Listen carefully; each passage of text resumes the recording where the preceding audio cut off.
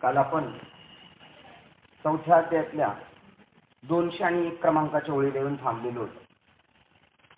जाता जाता ज्ञानाची महती सांगितली आणि ज्ञानाबद्दल जो बेपर्वा आहे त्याच्याबद्दल ज्याच्या अंतःकरणात थोडीही अपेक्षा नाही त्या ज्ञानाबद्दल, त्याच्याबद्दल सुद्धा त्यांनी त्याला इतके टाकून बोलले का त्याला जगूच नको असं माऊली म्हणले. म्हणजे ज्ञानेश्वर महाराजांबद्दल जगामध्ये सगळेच लोक बोलतात आणि माऊलीची ओळख घेऊनच माऊलींची ओळख करून देतात की सास आणि मवाळ, मितुले आणि रसाळ, शब्द जैसे कल्लोळ अमृताचे.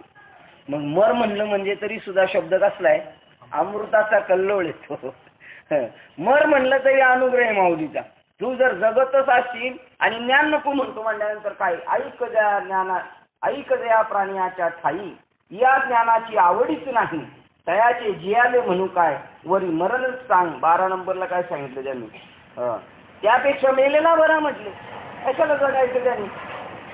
ज्ञानाची महती सांगताना काय ज्ञानाची पावर आहे सांगितलं. अर्जुना, वेद जयाचे मूळ, जे क्रियाविशेष स्थूळ जया, नवाळीचे फळ स्वर्ग सुख. वेदाने 12 भरपूर यज्ञ सांगितले, त्यातले 12 यज्ञ काल माऊलींनी सांगितले आणि त्यामध्ये ज्ञान यज्ञ सांगितला आणि त्या ज्ञान यज्ञाची पावर सांगतात. ते इतर जे यज्ञ आहेत त्यांना पैसे खर्च करावे लागतात. त्याच्यामध्ये क्रियांचा स्थूल खटाटोप जास्त आहे. काही थोडंफार इकडे झालं तर तो यज्ञ सफल होणार नाही आणि पैसे पण. आणि एवढंही करून त्याचं फळ मिळालंच तर काय मिळाल? स्वर्ग सुख. आणि स्वर्गाबद्दल साधू संत पूर्णपणे ओळून टाकलेल्या तुकड्याप्रमाणे, जसं एखाद्या नवीन नवरा नवरी आल्यानंतर ओळून तुकड्या टाकतात आणि त्या तुकड्याकडे कुत्रा बी पाहत नाही ढुंकून, त्याप्रमाणे स्वर्ग आणि संसार या सुखाकडे साधू संत पाहत नाही. ते म्हणतात आणि मिळालं तर ते फळ भेटेल. ते द्रव्यादुक या गुकीर होती, परी ज्ञान यज्ञाची सर्ण पावती. एवढी ताकद आहे ज्ञान यज्ञाची, त्याची बरोबरीच करू शकत नाही. ते जैशी तारा तेज संपत्ती दिन करापाशी. आणि दृष्टांत देऊन सांगतात, रात्रीचे चमकतील तारे वगैरे काय, पण सूर्य उगवल्यानंतर त्या ताऱ्यांना कोण विचारतो? तसं ज्ञान म्हणजे सूर्य आहे आणि बाकीचे जे यज्ञ आहेत ते ताऱ्यासारखे वगैरे. आणि त्याच्यानंतर त्यांनी सांगितलं, देख परमात्म सुख निधान, जो आत्मसुखाचा ठेवा साधण्यासाठी साधावया योगीजन, जे नविसंबती अंजन उन्मेष नेत्री. ते ज्ञान प्राप्त करण्यासाठी साधू संत थोडाही वेळ त्याच्याबद्दल दीर्घाई व्यक्त करत नाही, विलंब करत नाही. ते प्राप्त करण्यासाठी रात्रंदिवस तळमळ करतात.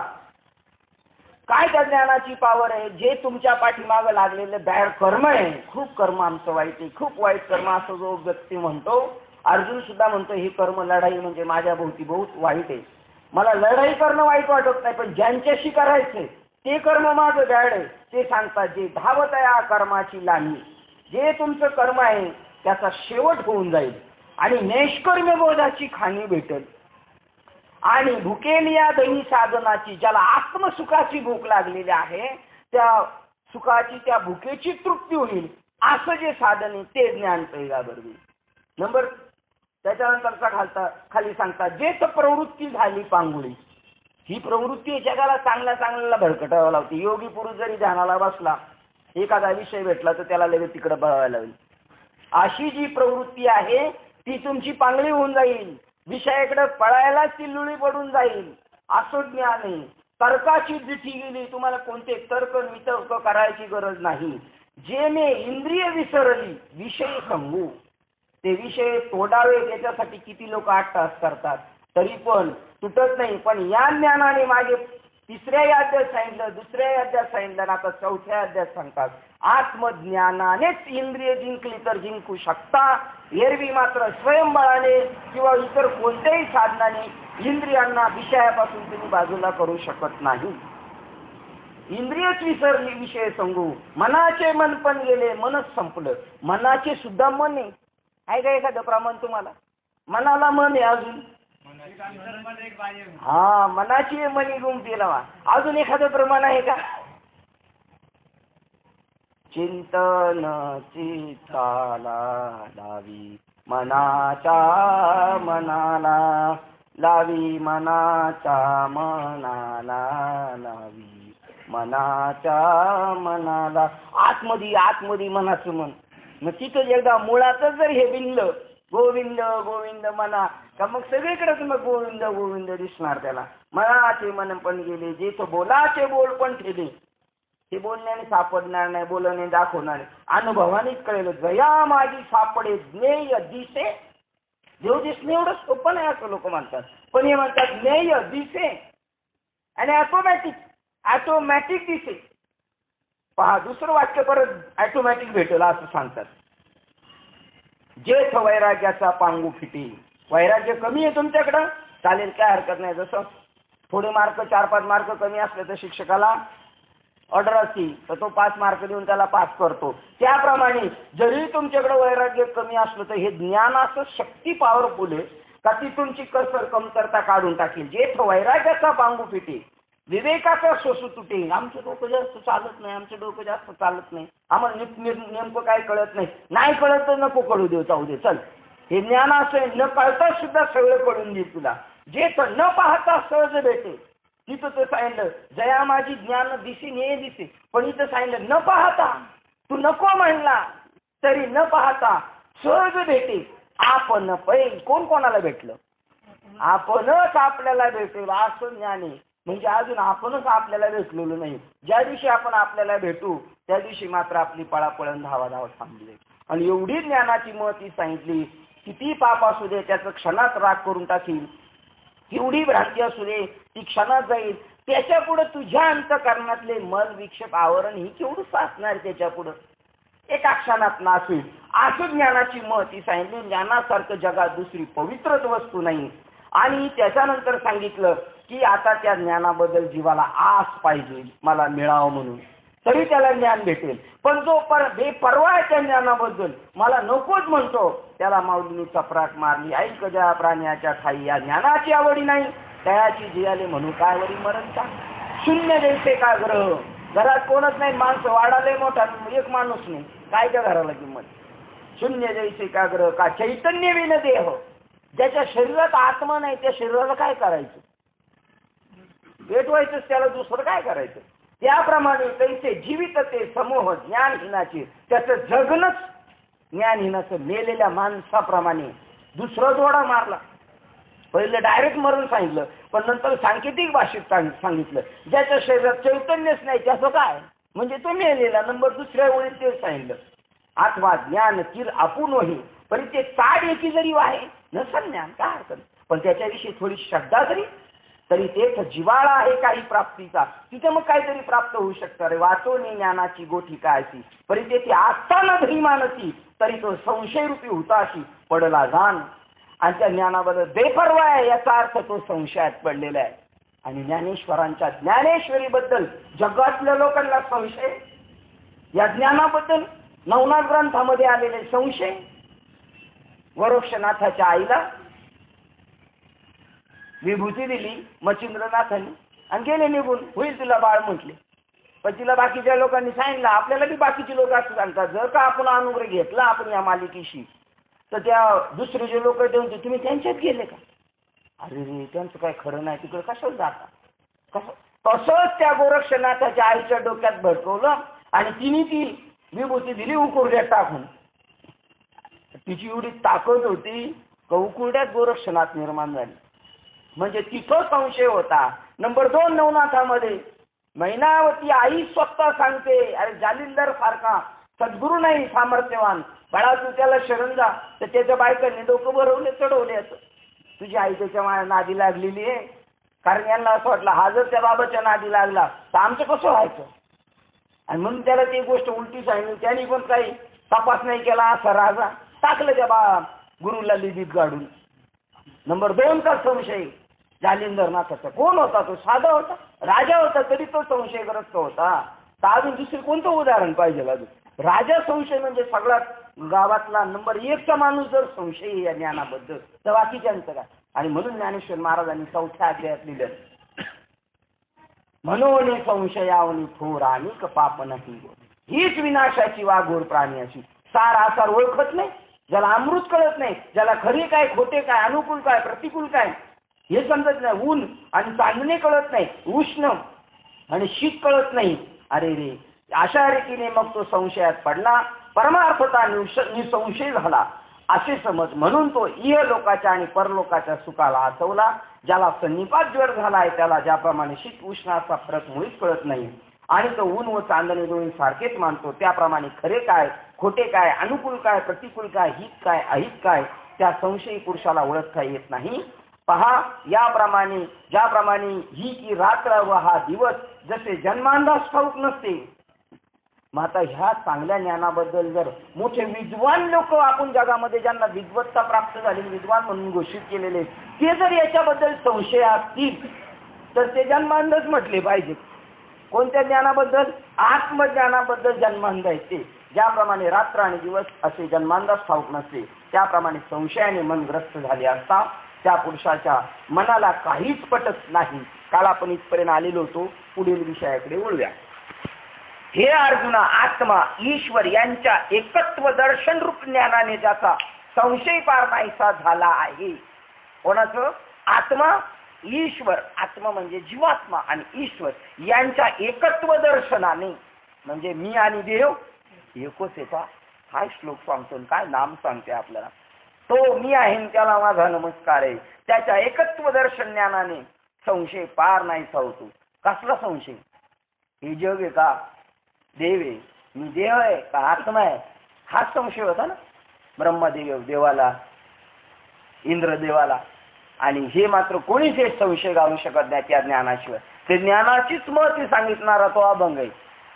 सद्गुरु वाचोनी संसारी तारक नसेच निष्कंका आणकोन, इंद्र चंद्र देव ब्रह्मादी करोनी संशयाची श्रेणी छेदी. ते संशयाच्या पुरात बुडालेले आहेत. असं जे ज्ञान आहे त्यामुळे परमार्थ दर्शन रूप योगाने म्हणजे ज्ञान योगाने पुन्हा याची कशी हे केलेली, त्या ज्ञानाला किती परमार्थ दर्शन रूप योगाने म्हणजे ज्ञान योगाने. ज्ञान योगाने कशाचं दर्शन होतं? परमात्म्याचं दर्शन होतं. ज्या परमार्थदर्शी पुरुषाने ज्ञानाने ज्याचं दर्शन झालेलं आहे, आता तो सुद्धा कोण झालेला आहे? परमार्थदर्शी पुरुष झालेला आहे. त्या ज्ञानी पुरुषाने धर्म आणि अधर्म या नावाची कर्मे सोडली आहेत. काय? मला चांगलं करायचं, मी काय वाईट करणार नाही, ह्या गप्पा संपल्या त्या ज्ञानी पुरुषाच्या. धर्म आणि अधर्म अशा चर्चा ज्याच्या संपले, ज्यांनी त्या पुरुषाने धर्म आणि अधर्म या नावाची कर्मे सोडली आहेत, अशा सावधान पुरुषाला धर्म अधर्माख्य कर्मे बद्ध करीत नाहीत. ज्याला उजाडलं त्याला भूत आहेच नाही, कारण सगळं त्याला दिसायला लागला, खांबे भूत आहेच नाही. तसं उजाडलेल्या पुरुषाला कोणतीच गोष्ट बाध्य करू शकत नाही. म्हणून संशयापेक्षा मोठे दुसरे भयंकर पाप कोणतेच नाही. हा संशय म्हणजे प्राण्यांचा नाश करण्याचे एक जाळेच आहे. ह्या करता तू याचा त्याग करावासा. आधी या एकट्यालाच जिंकावे. कोणाला जिंकायचं? संशयाला. की जो येथे कुठं असतो संशय? की जो जेथे ज्ञानाचा अभाव असतो तेथेच वास्तव्य करून असतो. ज्याच्याकडे ज्ञान नाही, मग आपल्याला पण कधी कधी संशय पडतो. संशय पडला की आपण समजायचं काय झालं, आपल्याकडे ज्ञानाचा अभाव झाला.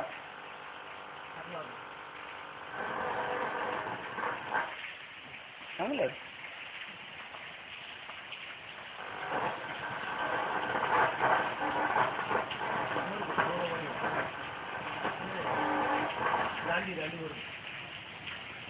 वायरची टेकली ना तरी असेल. ह्या करता तू त्याचा त्याग करावा. आवाज पण व्यवस्थित झाला. आधी या एकट्याला जिंकावे की जेथे ज्ञानाचा अभाव असतो तेथेच तो वास्तव्य करून असतो. जेव्हा अज्ञानाचा निबिड काळ असतो तेव्हाच हा संशय मनात फार वाढतो. जिथं अज्ञान आहे तिथं दिसणार बोकाडी, अंधार आहे तिथंच दिसणार भूत.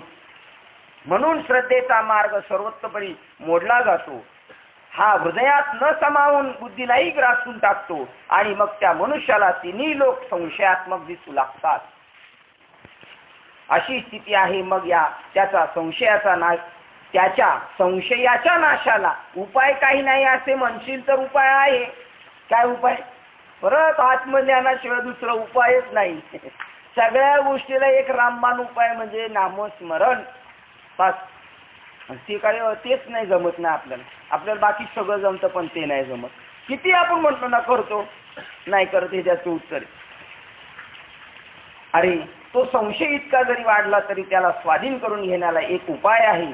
तीव्र चांगले ज्ञान खडगा जर हाती असेल, दोन्ही बाजूनी धार असलेला, उलट फिरवलं तरी कट आणि खाली फिरवलं तरी कट, असं तीव्र ज्ञान खडग जर असेल तर त्या ज्ञानरूपी तीक्ष्ण शस्त्राच्या योगाने हा संपूर्ण नाहीसा होतो आणि मग त्या संशयाचा मनातून निश्चयता समूळ नाश होतो. म्हणून अर्जुना, तू आपल्या मनातील सर्व संशयाचा नाश करून लवकर उठ पाहू. संजय म्हणतो, राजा धृतराष्ट्र ऐक, ज्ञानीजनाचे जनक जे केवळ ज्ञानदीपक असे जे भगवान श्रीकृष्ण ते अशा रीतीने मोठ्या कृपेने अर्जुनास म्हणाले. तेव्हा या सर्व पूर्वापार मागच्या पुढच्या बोलण्याचा विचार करून तो अर्जुन पुढे समयचित्त कसा प्रश्न करील, पहा प्रश्न कसा करणार, सगळं संपणारे म्हणल्यानंतर तो पुढे काय विचारतोय बघा. त्या कथेची संगतवार जुळणी, त्यातील अभिप्रायाची अर्थशोभा व रसाची उत्कर्षपूर्ण गोडी पुढे सांगण्यात येईल. ज्या रसाच्या बोलण्याच्या चांगलेपणा वरून बाकीचे 8ही रस ओवाळून टाकावे आणि जो सज्जनांच्या बुद्धीला या जगतामध्ये विश्रांतीचे स्थान होय. श्री ज्ञानेश्वर महाराज म्हणतात, आता तो शांत रसच माझ्या मराठी बोलण्यापासून अपूर्वतेने प्रगटेल व जे समुद्रापेक्षा गंभीर असून अर्थभरीत आहे ते मराठी बोल ऐका. जसे सूर्यबिंब हे बचकेत मावण्या एवढे असते तरी पण त्याला प्रकाशाला त्रिगुण सुद्धा अपुरे पडते, तशी या शब्दाची व शब्दार्थाची व्याप्ती अर्थबोधकता फार मोठी आहे अशी अनुभवास येईल. मी बोलणारे शब्द काय पॉवरफुल आहे. सूर्य असं बिंब आपल्या हाताने सुद्धा झाकल्यासारखं, रे कुठे सूर्य नाही दिसत, एवढीशी हातात. त्याप्रमाणे माझे शब्द जरी नाजूक असले किंवा सूर्याचं एवढंसं जरी चित्र दिसले तरी ते त्रिभुवनाला प्रकाशित करतं. तसं माझे शब्द जरी छोटे असले तरी ते बरेच गंभीर समुद्रापेक्षा अर्थ निर्माण करणारे. किंवा कल्पवृक्ष जसा कामी जनांच्या इच्छेप्रमाणे फळे देतो तसे हे बोल अपूर्व अर्थपूर्ण शब्द संहिती सर्व इच्छा पूर्ण करणारी इच्छित फलदायी आहे. इथे एक नीट सांगितलं, कोणाला कसं पाहिजे. कल्पवृक्ष जसा कामीजनांना ज्याला जे पाहिजे ते देतो, तसं ज्ञानेश्वरी साधकाला जशी पाहिजे तशी ती इच्छा पूर्ण करणार. कल्पवृक्षाखाली कामी पुरुष पाहिजे ते मागू शकतो, तसं हे ज्ञानेश्वरी तुम्हाला जे अपेक्षित आहे, मग तुम्हाला सार अपेक्षित आहे का सर, कारण त्यांनी सांगितलं जे जे वांछिल ते लाभू. पण तुम्ही जर म्हणे मला आत्मज्ञानच पाहिजे, देऊन टाकणार. म्हणून याच्याकडे नीट लक्ष पुरवावे. पण हे असो, तुम्हाला अधिक काय सांगावे. जे सर्वज्ञ श्रोते आहेत त्यांना आपोआप सर्व काही समजेल. समज तेच आहे, तेव्हा नीट लक्ष द्यावे एवढीच माझी विनंती आहे. ज्याप्रमाणे एखादी स्त्री रूपसुंदर, सौंदर्य, गुण, कुल, शील यांनी संपन्न आणि पतिव्रताही असावी, त्याप्रमाणे या माझ्या बोलण्याच्या पद्धतशीर शांत रस व इतर सर्व रसालंकार याची जोड रेषा असल्याचे तुम्हा स्पष्ट दिसेल. अगोदरच साखरेची आवड आणि त्यात ती जर औषधाच्या बरोबर अनुपानात मिळाली तर मग रोग्याने तिचे आनंदाने वरचेवर सेवन का न करावे. मलय पर्वतावरील वारा स्वभावता सुगंध व मंद असा वाहत असतो, त्यातच त्याला जर अमृताची गोडी प्राप्त झाली आणि दैवयोगाने तेथे जर पंचम सुख सुरासारखा सुमधुर नाद ऐकायला मिळाला तर तो वारा आपल्या स्पर्शाने जसे सर्वांगात शांत करील आणि आपल्या गोडीने जिवेला समाधान देईल, तसेच मधुर सूर ऐकल्यावर कानाकडूनही महवा म्हणवतील व त्यास आपली घनता वाटेल. त्याप्रमाणेच ही कथा ऐकल्याने होणार आहे. एकतर कानाचे पारणे फिटेल आणि दुसरे संसार दुःख काही एक कष्ट न होता आपोआप समूळ नाहीसे होईल. नुसतं ऐकल्याने, बापरे, नुसतं ऐकल्याने होईल म्हणतात पा. दुसरं वाक्य सांगतात, जर मंत्रानेच शत्रूचा नाश होईल तर मग कमरेला कट्यारे जर का बांधावी. तसे दूध साखरेने जर रोग समूळ जात असेल तर कडुलिंब रसाचे सेवन का करावे. त्याप्रमाणे मनाला मारायचं नाही, त्याप्रमाणे मनाला न जिंकता, इंद्रियाला दुःख न देता, बघू द्या त्यांना विषय काय बघायचे, यांचा माझा संबंध नाही. एखादं पोरग जर नाठाळ निघालं आणि ते काही गावामध्ये जर उचापत्या करायला लागलं तर एकदा सांगते, दोनदा सांगितलं, लोकांनी कंप्लेंट ऐकतं, पण नंतर बाप सांगतो त्याला मी घराच्या बाहेर काढलेलं, त्याचा माझा काही संबंध नाही, तुम्ही जाणे तो जाणे. तसं काम, क्रोध, लोभ, मद, मत्सर जाणे आणि तुम्ही झाले ते विषय झाले, माझा आणि यांचा काही संबंध नाही. त्याप्रमाणे मनाला न जिंकता, इंद्रियाला दुःख न देता, केवळ गीता श्रवणाने ऐकताच अगदी घरबसल्या मोक्ष प्राप्त होतो. म्हणून श्री निवृत्तीदास ज्ञानदेव म्हणतात, तुमच्या मनात जितकी उत्कंठा असेल तितक्या उत्कंठेने प्रसन्नतेने या गीतेचा अर्थ चांगला ऐका. इथे आपण 4थ्या अध्यायाला निरोप देत असू. जाता जाता ज्ञानाची महती सांगणारा अध्याय आहे. याच्यावर आपण चांगलं मनन केलं, प्रवचन करणाऱ्या माणसाला काहीच अवघड नाही. निशंक करू शकतो आपण, कोणी फार किती विद्वान असला तर. इथं मनाला नाही जिंकायचं, इंद्रियाला नाही जिंकायचं, जाऊ दे त्यांना त्यांच्याप्रमाणे राहून देऊ द्या, फक्त आपलं चित्त तिथं राहू दे. हेच लिहिलेले कुराण मध्ये. आणि म्हणून ते मुसलमान लोक म्हणतात, हमको अल्लाह ने बताया कुछ भी करो, तुम कुछ भी करो मगर अल्लाह का नाम ले लो. कुछ भी करो म्हणजे वाईट करा असं नाही. तिथं बी सांगितलं एक निषिद्ध कर्म आहे, एक वीज कर्म आहे. तुमच्या वाट्याला आलेलं ते सत्कर्म करा, मग ते कोणते असू द्या. सत्कर्मच असेल नाही तुमच्या वाट्याला बरी वाईट येतील, पण ती करत असताना माझ्या ठिकाणी जो होय माझं अनन्य शरण. आणि हे नाम आपल्याला अनन्य शिकवतं, अनन्यता शिकवतो. अनन्य म्हणजे आपलं अस्तित्व संपणं, सगळं त्याचं अस्तित्व. आपलं मन संपलं पाहिजे, इंद्रियाचे लाड संपले पाहिजे, माझा मीपणा संपला पाहिजे. तुला जसं ठेवायचं तसं. जसा एक गुलाम असतो ना, त्या गुलामाच्या मनावर काहीच नसतं, तसं त्या भक्ताच्या मनावर काही नाही. देवाचा गुलाम झाला तो. आणि प्रमाणे मै गुलाम, पण हाच नाही गुलाम, हा दुसऱ्याच बाबतीत गुलाम आहे. पोरगले गुलाम आहे संसारात, इकडं नाही गुलाम. मै गुलाम मै गुलाम मै गुलाम तेरा. असा 4थ्या अध्यायाला निरोप देऊन आपण 5व्या अध्यायात पदार्पण करत आहोत. एक वेळा मोठ्या प्रेमाने भजन करूया. कुंडली कवरदेव हरित